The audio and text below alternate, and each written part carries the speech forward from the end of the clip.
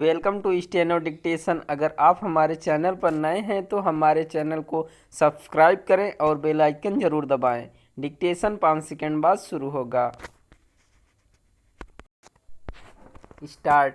इस पर आश्चर्य नहीं कि नगर निकाय शहरों के ढांचे में सुधार करने में असफल सिद्ध हो रहे हैं। उनकी यह असफलता इसलिए चिंताजनक है कि जैसे जैसे शहरी आबादी की बेहतर जीवन शैली को लेकर उम्मीदें बढ़ रही हैं, वैसे वैसे नगर निकाय उन्हें पूरा करने में नाकाम हो रहे हैं। इसके चलते शहरी जीवन अनेक समस्याओं से घिरता चला जा रहा है।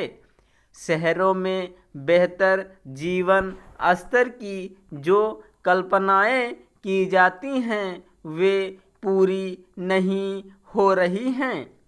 हमारे शहर विस्तार तो ले रहे हैं, लेकिन उनमें असुविधाओं का स्तर सिमट रहा है।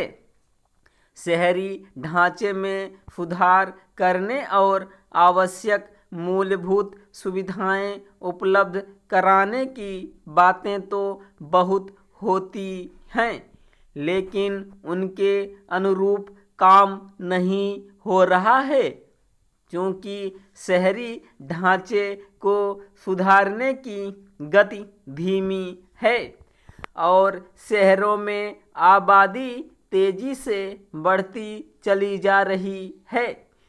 इसलिए शहरी जीवन और अधिक कष्टकारी होता जा रहा है। हमारे शहर केवल अव्यवस्थित विकास, गंदगी और ट्रैफिक जाम आदि से ही नहीं जूझ रहे हैं, बल्कि वे प्रदूषण से भी ग्रस्त हैं। जब भी विश्व के प्रदूषित शहरों की गणना होती है तो उनमें भारत के शहर प्रमुखता से नजर आते हैं। हमारे नीति नियंता अनियोजित विकास से होने वाली समस्याओं की गंभीरता को समझने के लिए तैयार नहीं। यह स्थिति तब है जब वे दुनिया के दूसरे शहरों से शहरी ढांचे को सुधारने की सीख भी लेते रहते हैं। शहरों की दुर्दशा का कारण केवल अनियोजित विकास ही नहीं है, इसके साथ साथ दूरदर्शी और टिकाऊ योजनाओं का अभाव भी है। शहरी ढांचे को सुदृढ़ करने के मामले में ऐसी योजनाएं मुश्किल से ही बनती हैं जो अगले 50-100 वर्षों को ध्यान में रखकर बनाई जाती हों। यही कारण है कि नई सड़कें और फ्लाईओवर कुछ ही वर्षों में अपर्याप्त सिद्ध होने लगते हैं। हमारे शहरों की समस्याएं इसलिए भी नहीं दूर हो पा रही हैं क्योंकि ऐसे नगर नियोजकों का अभाव है जो शहरी ढांचे को सुदृढ़ करने के विशेषज्ञ हों। देश के छोटे बड़े शहरों की एक बड़ी समस्या उनकी देखरेख करने वाले नगर निकायों की शिथिलता है।